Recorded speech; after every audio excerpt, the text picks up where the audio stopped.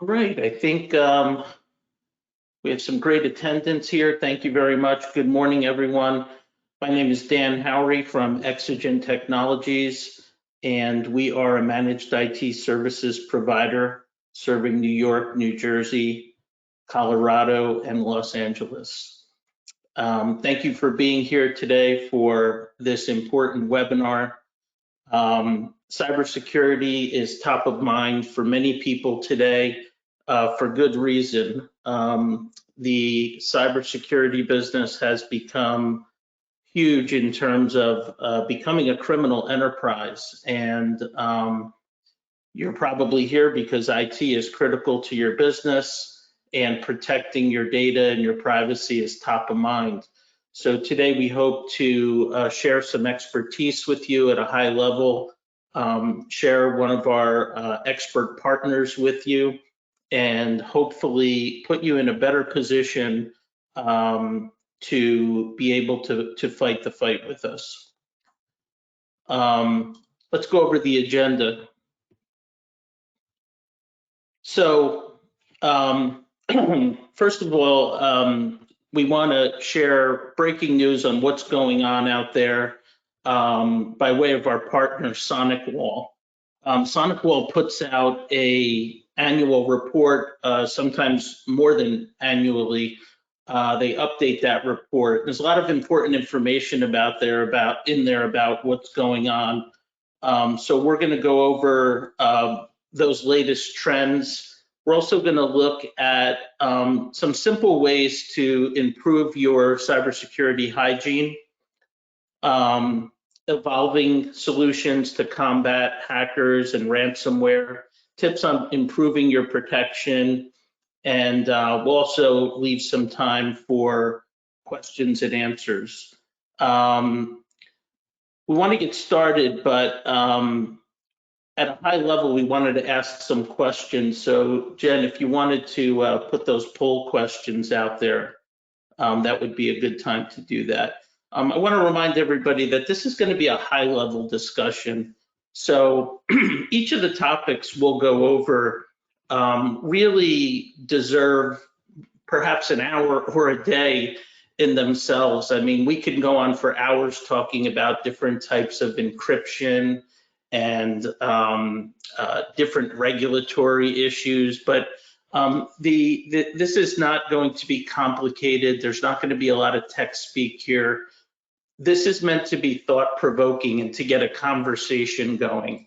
So hopefully you leave here thinking about some things that you are doing, are not doing, and thinking about how to tighten things up a bit to give yourself a better chance, reduce your attack surface, etc. Next slide. Oh, I don't see the slides. There we go. So again, SonicWall is a great partner of ours. We have a very long-lasting partnership with SonicWall, and they put out an annual threat report, and they do update that, I think, more than annually. And so we're lucky today to have John Phil from SonicWall here, who's going to dive into that threat report and give you guys an update on what's going on out there. John? Hi, this is John Phil. I am a senior solutions architect with SonicWall. I've been in the cybersecurity industry for over 20 years. I have a master's in information assurance, and I currently hold a CISSP certificate. I enjoy doing these presentations with our partners and our end users. Talking about cybersecurity is one of those things where it's become like, oh, you're a doctor. Hey, I've got this weird pain over here. When people find out that I work in cybersecurity, like, oh, well, what can I do? There's hackers everywhere. Well, yes, there are threat actors everywhere. And today I'm going to share some information that SonicWall has been gathering with our cyber threat report. So if we could go ahead to the next slide. All right, and one more slide forward. Okay, so this is a very high level overview of where the threat actors have been focusing their concentration in the last 6 months. Great news is that the ransomware attacks have dropped. On the flip side, if you look at our cryptojacking attacks, they've significantly gone up, almost 400%. So what does that mean? Well, cyber insurance, they've done a lot of steps. They've forced their customers to take a lot of basic cybersecurity, cyber hygiene steps in securing their network. So ransomware, you find out right away that, hey, I can't get any of my documents. And as a result, it's a big, huge impact, and it's a one-time event typically. Whereas if you look at where it grew with those cryptojacking attacks, and well, first let me talk about what exactly is cryptojacking. Well, that's when you go to a website, and in the background on that website, it's using your CPU on your endpoint to mine cryptocurrency. And on a single PC, they're not going to mine any Bitcoin. But if you are looking at thousands and hundreds of thousands of computers all doing a couple computations, and it's actually a little bit more than a little bit of computation on your end, you may see a little slowdown on your PC. But on their end, they aggregate all that computational power, and they are earning, and they are making, not earning, they're stealing from you your CPU cycles and creating cryptocurrency. So there's a shift between the very blunt, in-your-face ransomware attacks to the very subtle cryptojacking attacks. There's a lot of individuals out there that they could be mining cryptocurrency for the threat actors for months upon months without even realizing. The only typical way organizations find out is when somebody will report to the IT that, hey, I think my desktop's working a little bit slower. But that's not even a really great indicator that you've been compromised and you are mining for the threat actors. Typically, the best way of seeing that is in the firewall and on the logs and what's happening behind the scenes. Can we go to the next slide? So I talked about the cryptojacking record surging, and the ransomware fell a little bit, but it's not down to zero. It's still a major threat that's out there.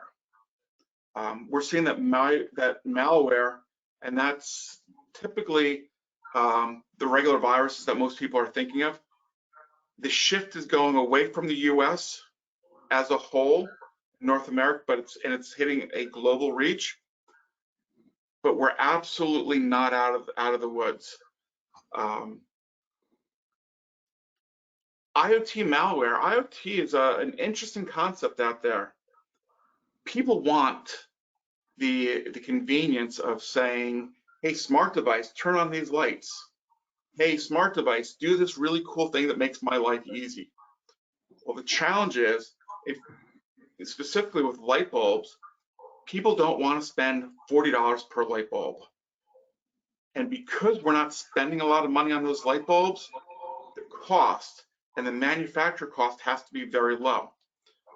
So what happens is these light bulbs are relatively inexpensive. They don't have the cybersecurity features that we hope to have. And as a result, when they burn out, people think nothing about taking them and throwing them in the trash. Now you've got a threat actor that goes through your trash, because once it hits the curb, it's anybody's public domain. And it's actually very easy to go and get your network information off of these light bulbs. So malware that attacks these IoT devices, it's not overly complicated. Typically, these devices are set out on the internet directly or with just minimal security. Malicious PDF and Office files, and I'm not just talking about Microsoft Office, but the PDFs or OneNote or the Google Workspace documents. Offices, they run their business, and organizations run their businesses on these documents, and they've always been a good place for threat actors to hide their malwares and conceal and get the viruses into the organizations. Microsoft and Google have done tremendous steps in securing their spreadsheets and their documents. So we're actually seeing malware decrease in those specific areas, but now the threat actors are actually sending malware through OneNote. And overall, we are seeing an increase in the intrusion attempts. Jennifer, can we go to the next slide? And on this slide, we'll see in New Jersey and Pennsylvania, we are digitally dense, as the New Jersey State Police likes to call it. We have a digital density where, yes, we are a small area, specifically New Jersey, but there's a lot of computers out here. And New Jersey has a high volume of over 30 million attacks that we've had. And the malware spread is when you consider the number of malware attacks and those computers. So for example, if you have 10 million malware attacks in New York City, that's a very different number than 10 million malware attacks in Jamaica. 10 million malware attacks in Jamaica means every computer there has been hit multiple times, whereas that same 10 million in New York City, it's a lower number there. So yeah, New Jersey is very high on our malware spread. It's one of the top 10 riskiest US states that we have out there. Next slide. Now, SonicWall was able to gather this information because we have over 1.1 million global sensors located in 215 territories and countries around the world, and we monitor this 24 hours a day, 7 days a week, 365 days a year, and we respond in less than 24 hours to these threats that we're seeing. When Microsoft says, hey, we've got a vulnerability in this product, we actually go ahead and create patches, and we do a virtual patching and add protection layers in through our endpoint, through our firewalls, through our multiple appliances that we have out there. And every day we collect over 140,000 malware samples, and we block over 14 million malware attacks every day. So I just hit the very highlights of this report. We do post this. We create this document twice a year, typically in the beginning, January, February, and then mid-year as well. We're going to be sending you out a copy of the full threat report for the mid-year update. It's a good PDF document, 50, 60 pages in depth or in length, and it goes into depth. And I just didn't want to drill down into the ones and zeros, but keep it at a very high level, show you some of the interesting things that our defenders, our partners, are using to make small adjustments to their defenses based on what's actually happening out there in the threat landscape. And I believe, Dan, are you taking the next? Yeah, John, very interesting. The number well, first of all, my jaw is still wide open on light bulbs because admittedly, most people are not thinking to be cautious when they're throwing away their digital thermostat or their light bulbs, but those are pretty scary times. The other number that jumped off the page here was 140,000 malware samples collected daily by SonicWall. And I think it speaks to active management. Today, many things, almost everything, is being sold as a service. And we'll get pushback from clients because clients for the last 20, 30 years that we've been in business, they were used to buying an appliance. Maybe it was an intrusion detection device or a firewall. and setting it and forgetting it, right? It was kind of like your washing machine or your microwave. Yes, we have a firewall, but when you look at the slide and you talk about having 1.1 million global sensors out there and 140,000 plus malware samples collected daily, I think that speaks to the as a service model, right? Where you need active management, you need to be working on this every day, and especially with things like firewalls, it really is no longer set it and forget it. You're absolutely right there. The set it and forget it mentality, that's actually what got us here. We need professionals that are managing your cybersecurity. I talk to a lot of people all the time, and I could do my own taxes. It takes me a while, and I could do it.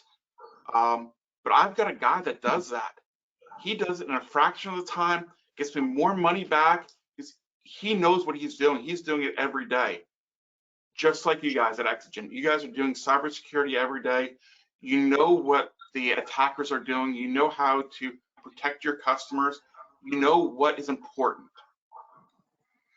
Thank you for that. Okay, so moving on, we're going to talk about some best practices. We're going to talk about some things that you can do, again, at a high level, right? We don't have the time to do a deep dive, but offline, feel free to email us. You are going to get an email from us with several things, but yeah, why don't we do a quick poll, Jen, if you had another one, and also see a couple of questions coming in. But yeah, at this time, I'd like to get my partner, Eric Burke, involved. He's our Chief Technology Officer here at Exigent. And he's going to start going over at a high level some of these things that are really important to reduce your attack surface and tighten up your cybersecurity hygiene. So Eric, over to you. Thanks, Dan. Good morning, everybody. Eric Burke. As Dan said, I'm CTO at Exigent, also our information security officer, also our cybersecurity supplement assessor.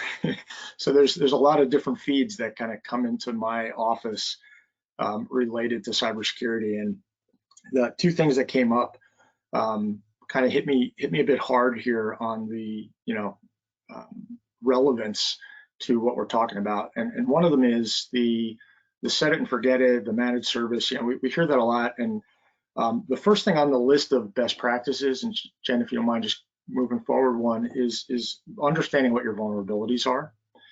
And one of the things that we gain as an MSP, or in this case, an MSSP, is that we see a broad range of examples, kind of like the threat report that SonicWall sees at a much more global level. We see what that looks like from a customer perspective.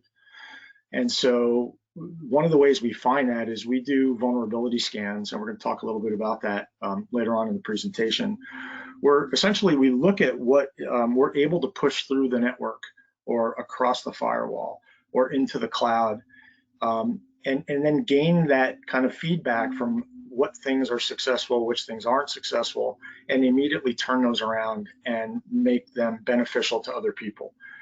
This came up early on with the particular tool that we use. It does it's kind of interesting thing where it passes a virus, or it's a sample virus across the network, and it looks to see whether or not we stop that virus from happening. And interestingly, in the SonicWall specific example, that the detection for that virus is off by default, because it's kind of a well-known thing.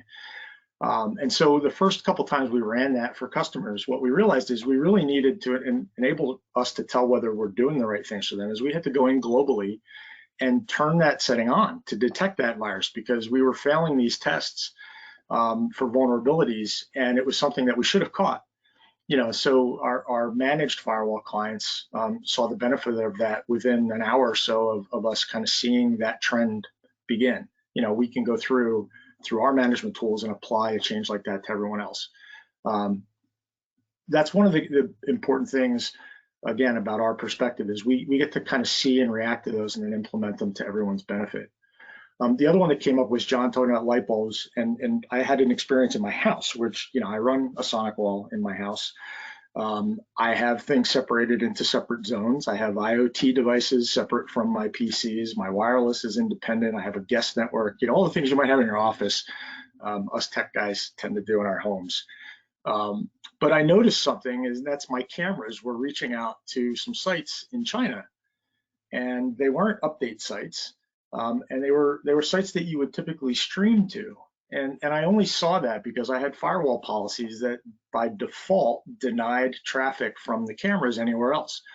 I need to look at them. I don't think they need to see anything else on the network. And so, having that visibility kind of taught us that we really need to worry about these things. We need to know what devices are on the network, and are they approved? Have we vetted them in any way? Is there some additional risk that we've brought to the network through them? So all that kind of goes to understanding what you have, knowing what your risks are, scanning for those vulnerabilities, finding the things we already know about. And so that's kind of the first step that we cover here is if you haven't done that, if you haven't done a risk assessment, or you don't have tools that do vulnerability scanning, we should probably start there. That's going to give you visibility to areas of concern that you need to address rather quickly. Where we also see that becoming more relevant is in the cyber insurance market. On my other screen, I have a questionnaire pulled up from a recent cyber insurance supplement. And what we're finding is that the insurance vendors are now asking all of these questions at a level of detail that we never suspected we would see. They want to know if you have an acceptable use policy that your employees sign, a data confidentiality policy, a BYOD policy, remote access policy, business continuity plans, incident response plans. And what they're doing is they're denying insurance if you don't have those things in place, or they're just simply making it unaffordable. So you really can't ignore the kind of fundamentals, and policies fall into that realm, because if you don't tell people what's acceptable, or you don't know for yourselves what's acceptable, you haven't thought through all of the tenets of it, then you probably don't know how to measure it and how to tell whether you're putting yourself at risk. So kind of the biggest thing for me, I say it all the time to our client base, is if you don't have these things in place, let's start with policies. Let's start with getting your stakeholders on board with what's necessary to protect the business, to assess third-party risk, to understand what user password credential management is, why MFA is so important, why we have to do security awareness training, et cetera, et cetera, et cetera. It's really the basis for every other decision we make. Otherwise, there's no rule book to follow. We're just kind of winging it. We hope we get all the right things that are important for you, but having a structured approach to that's really important. So scanning, assessing risk, thinking of your policies and procedures and training around the concepts of like, what would an insurer, what would a third party be looking at from our business perspective if they were to audit us, are really good starting points for most. Also pretty simple, and something that everybody asks about is data encryption. Is that PC that you just threw in the dumpster sitting in there unencrypted, where that same hacker that grabbed the light bulbs, grabs the hard drive, takes it home, plugs it into a USB adapter, and that's it. Your data is now their data. Wireless passwords, which you just see here a poll. When's the last time that your guest or even your production Wi-Fi credentials have changed? And maybe even worse, is it just a password? Is it what we call a pre-shared key that protects your network? And how many people have that are no longer there? Have you let any employees go? Could they be sitting in the parking lot connected to the production wireless network because that key is 10 years old and it hasn't changed? You never really think about it. It's become such a utility that it's kind of fallen out of your purview. Those are the types of things that we can change easily. We can put in access points that have the ability to authenticate users against the network. That's a really important thing to do, so that when we turn them off on the domain side or in the cloud, we've turned them off on the network. We also want to make sure that, default credentials that maybe come with certain products, they aren't left in place. A switch, an access point, a router, they come with admin password, just like every other thing that you've ever connected to your network. I can't tell you it's how many of those we still find when we go into a new environment and we start putting our monitoring tools in. I'm going to say probably the most common thing we see is default credentials still out there. Eric, if I could interject on encryption. So I think I don't want to leave people with the impression that, oh, well, we don't throw our PCs or our servers in the dumpster, so we don't need encryption, which, as you know, is not the case, right? You may very well need encryption and you have the safest, most diligent digital disposal standards. But what we see when we do our level 1 penetration scans, which we're going to offer at the end of this webinar, is we see private information that you would not believe. We run these scans with no administrator credentials whatsoever, and we end up finding password lists, tax returns, driver's licenses, and people usually leave the end of those meetings with their jaw wide open, like, wow, I can't believe you found that. So encryption also comes into play, without the whole disposal question. Great point. And further, if you're communicating that information to others outside and you don't have encryption on things like email, or you don't have data leak protection around your cloud sharing platform, you can't tell if something with a social security number was inappropriately shared or sent through an email, then you're definitely putting yourself at risk. And the tools are I'm sorry, Eric, one of the questions or conversations we usually have is you and I will ask customers, do you allow private information to be transmitted, meaning emailed, sent through OneDrive, whatever? Email's usually the biggest offender. And so some people will say, no, we don't allow that. And then I will peel back the onion a little bit and say, well, what does that mean? You say, well, we tell people you're not allowed to email, anything sensitive like that. But I think what we've seen more often than not is that when you check, or the reality of the situation is that email is so convenient that people do send things through email unencrypted, which is one of the most, if not the most insecure way to send anything. People do it. And so we have to dig in a little deeper when we ask that question to customers, and we say, is there something preventing your employees from emailing a tax return, such as a program that's looking for social security numbers and other private information? There are ways to do that. It goes to the whole data leak protection question.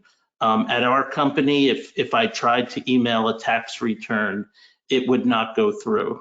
If I tried to email a driver's license number, it would not go through. So there are ways to protect against that.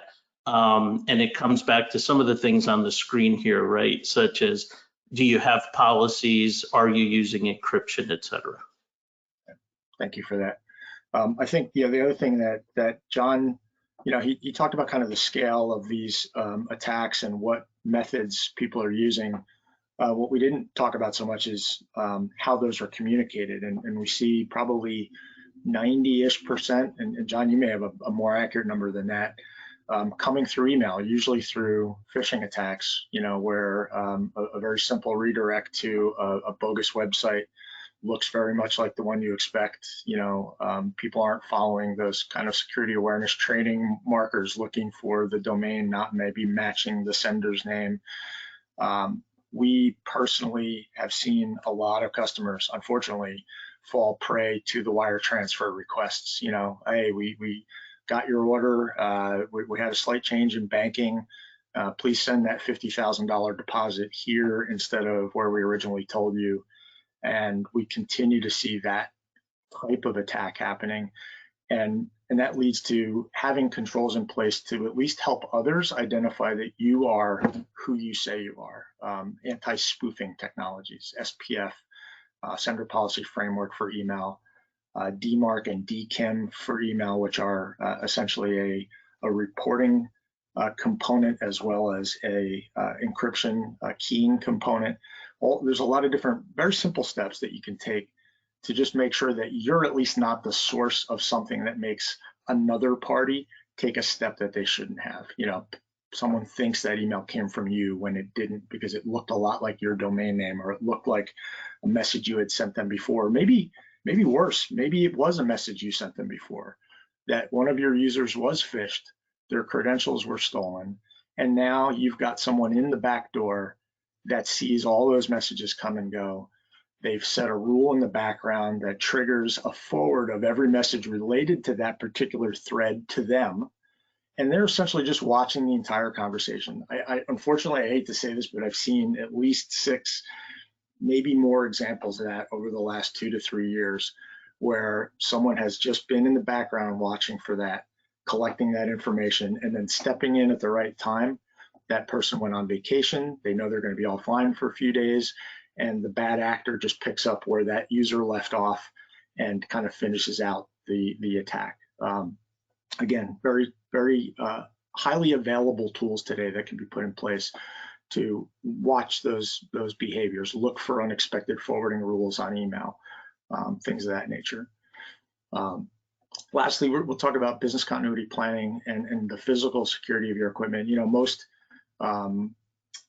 compliance requirements will look at physical security as being as important as cybersecurity. Are the doors to the IT closet locked? Are the doors to the computer room locked? A lot of people underestimate the importance of that, but this is big business. And you know, you often have people might come into your facility that are there to work on the phone system, you know, and they walk into the telephone closet, and there's a network switch on the wall. And the stuff that keeps me up at night is knowing that they could probably unplug some green lit port, which means there's a network connection there, pop their laptop in, and be on your LAN, on your private network, without anybody noticing. And so when I have, you know, customers that are saying, you know, we really can't afford that better switch, or we're not going to go with a SonicWall, we're going to go with this kind of knockoff brand firewall.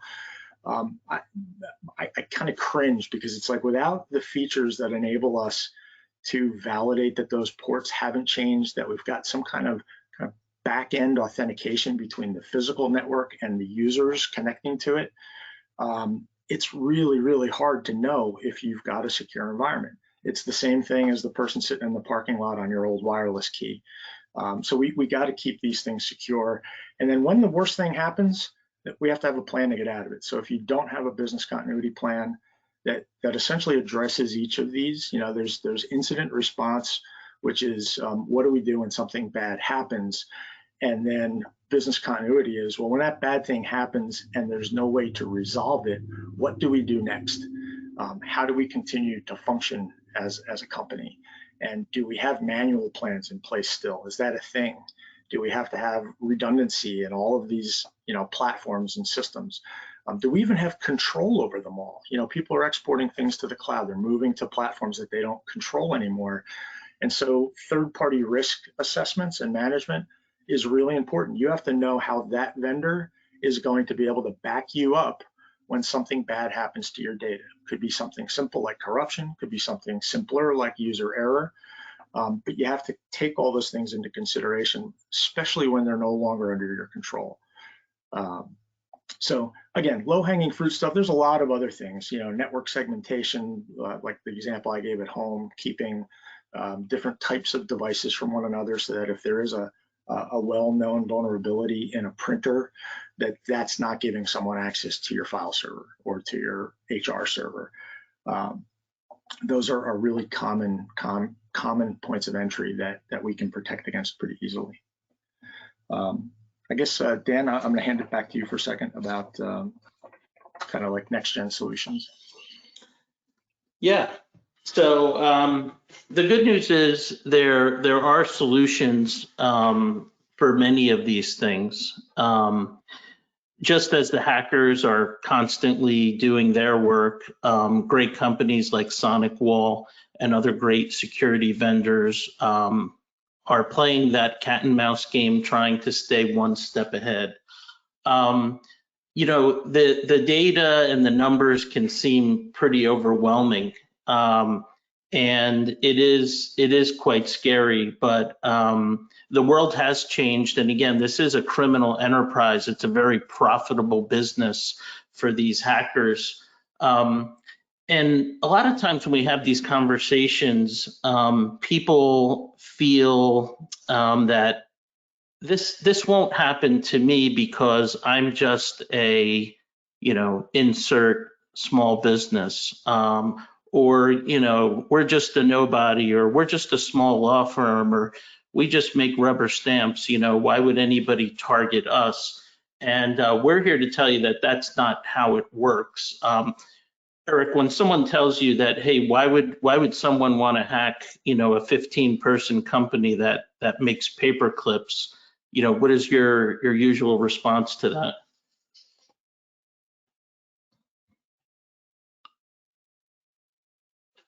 Is Eric still there? Okay. Sorry So, and didn't realize. Yeah, I was saying that the reason they probably become a target is because they thought what you said at first, which is that they would never become a target. A lot of these are targets of opportunity.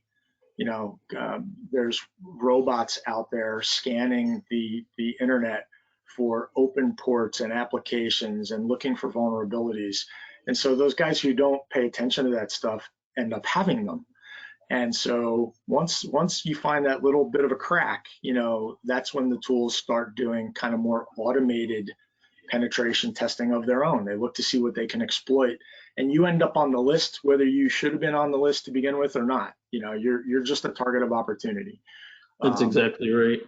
And we just see so many of those examples. It's disturbing, and I tell you what's more disturbing is then sitting with the CEO of that company who just had a cybersecurity attack, and their nest egg, their retirement vehicle, is just being destroyed in front of their eyes. And there's not a lot you can do about it if they haven't put these controls in place. You want to talk about really feeling helpless. That's a position I don't like being in. I can tell you it's not one you'll want to be in. Yeah, absolutely. Some of the clients we have today, we have them because they unfortunately came to us in the midst of a ransomware attack or some other attack. Make no mistake about it, people aren't targeting you. What they're doing is using very sophisticated programmatic and robotic methods to scan thousands and hundreds of thousands and millions of IP addresses and just looking for weaknesses. And those weaknesses are some of the things we talk about all the time, right? A vulnerability in an unpatched server, an open port that you didn't know was open.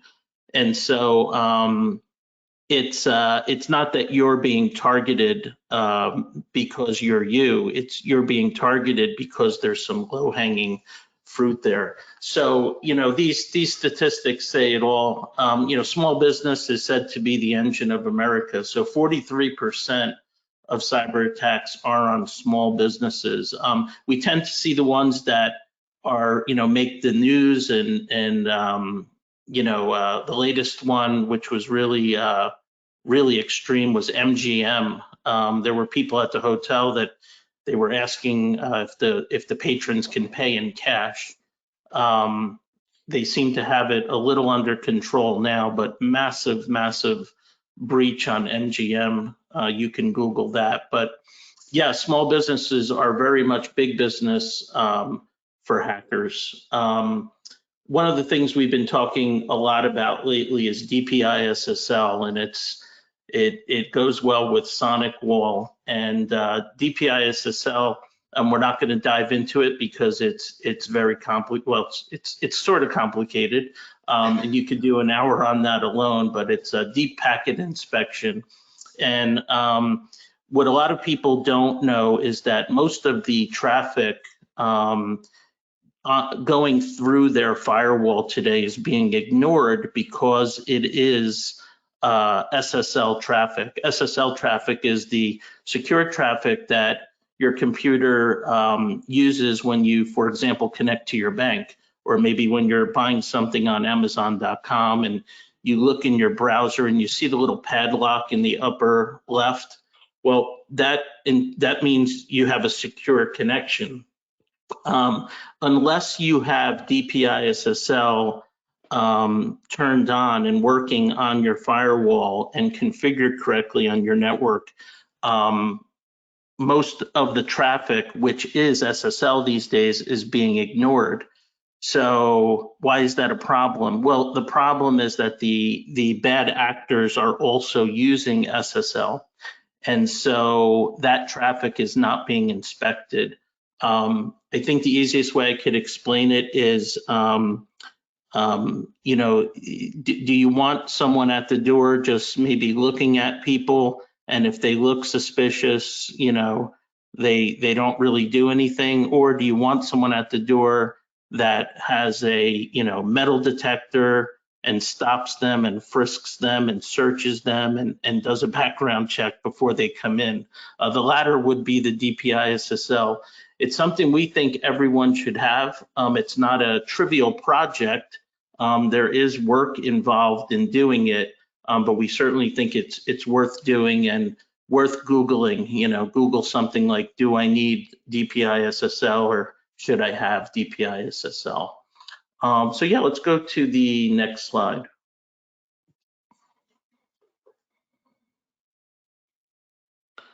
All right, and so what we get a lot of the time as a managed services provider is the question, well, I have you guys for this, aren't you taking care of all this for me? And the correct answer to that is sort of like, well, first the answer is no, we're not taking care of all this for you. Traditionally, IT services providers like Exigent provide a basic layer or an essential layer of cybersecurity. So for example, anyone who signed up with us has very sophisticated endpoint protection. We use the SonicWall capture client. We've also standardized or attempted to standardize all clients on SentinelOne. Those two pieces working together are pretty effective. We also provide web content filtering included in our price. But then it begs the question, well, why aren't you doing all of this other stuff for us? And the reason why is because if we did everything and one size fit all, no one would use us because we'd be so expensive, right? Everyone has different needs. Some of the people on the call I know for sure have regulatory compliance needs. They're healthcare organizations. We have registered investment advisors that have a completely different set of needs. And then we have some people who have no regulatory compliance needs, but their pure desire to be as secure as they can to protect their own intellectual property leads them to do many things that maybe a lot of other companies won't do, and they'll make some extra investments to add some more insulation. So the response to, you know, I hired you guys, or I have an existing IT service provider, I think they're doing all of this for me. That's a bad position to take. It's a very risky position to take. It's very much like saying, you know, my doctor is in charge of my healthcare, and she's responsible for my healthcare. And I go to the doctor and I smoke 3 packs of cigarettes a day, and I never exercise. And the doctor tells me, well, you really need to stop smoking. The doctor can't make me stop smoking, right? Or the doctor can't make me take my medicine. So it begs the question, well, then what do we do? What we need to do is have a conversation with you if you're interested in this stuff, right? So everyone is unique, everyone has different needs, and we need to have a conversation with you about the shared responsibility. Another big thing is, Microsoft 365 or Google Workplace. Some of you on the call are considering moving to Microsoft 365 or are already on a platform like Microsoft 365. A big misconception out there is that because I'm on Microsoft's cloud, they're handling my backup and security. That's not the case. When you look at the actual documents and you kind of peel that back, you'll see that Microsoft also calls that backup and continuity a shared responsibility. That they say, here's what we're going to do, and here's what you need to do, right? Because they realize too that everyone has different needs. So let's see. Yeah. So our ask is that if you're interested, if you're concerned about any of these areas, that you just reach out to us and let us have that conversation with you and start a dialogue, right? So that we could understand better what your interests and concerns are. Over to you, Eric, for the sample of the penetration scan report. Yeah, so the first thing about the vulnerability scan that we're offering is we don't do it. It's done by a third party. So even our own clients, we think it's important to show that, we're not assessing ourselves. So first thing is we do this through a third party company. And what we essentially do is we ask you a handful of questions about the facts about your business, the things about what policies you have in place, whether you handle personally identifiable information, whether you transmit it outside the organization. And then we send you a small executable agent that runs on a handful of machines as the people who are on those machines. So if they're an administrator, then we're an administrator. If they're a regular user, then we're a regular user. And we essentially look to see what information we can gather in that user's context. Do we see those tax returns that are in their OneDrive share that don't have passwords on them? All the time. Do we find a spreadsheet on the network share called passwords.xls that also doesn't have a password on it that we're able to open and pull results out and show them? All the time. It's frightening, quite frankly.